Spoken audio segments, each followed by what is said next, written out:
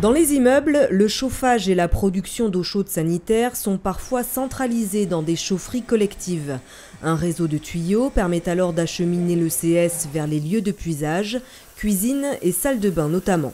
De manière à ce que cette eau chaude soit mise à disposition de tout le monde et assez rapidement, on fait une circulation et on crée un circuit dit donc bouclé qui permet de faire circuler cette eau chaude sanitaire à une température acceptable dans toute la résidence, de telle sorte que toute personne qui ouvre son robinet à quelque heure du jour ou de la nuit puisse avoir de l'eau chaude directement à la bonne température et n'ait pas à attendre 3 minutes, 5 minutes, 10 minutes. Que le circuit de distribution se soit vidé de son eau devenue froide avant de disposer d'eau chaude. Traditionnellement, la tuyauterie est d'abord distribuée horizontalement vers les colonnes montantes qui assurent ensuite la circulation verticale de l'eau dans les logements. L'idée du bouclage est en point haut de cette colonne, on recrée un piquage sur le point haut de la colonne et on ramène une tuyauterie le long de la colonne jusqu'en chaufferie, de manière à pouvoir créer une circulation depuis la chaufferie de l'eau produite dans les ballons ou dans l'échangeur ou autre.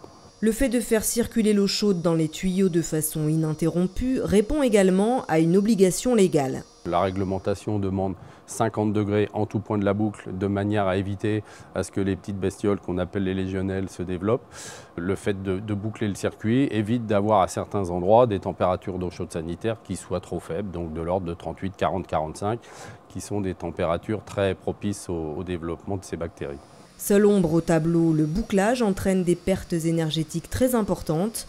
Les spécialistes du suivi d'exploitation parlent du petit Q qui représente les kilowattheures par mètre cube d'eau chaude. Typiquement sur les installations collectives, on a en général des petits Q compris entre 115 et 130 kWh au mètre cube. Quand on sait que pour produire un mètre cube de 15 à 60 ou de 13 à 58, il faut 52 kWh au mètre cube. En gros, on comprend que tout le reste, donc entre 52 et le 115, tout le reste c'est des pertes.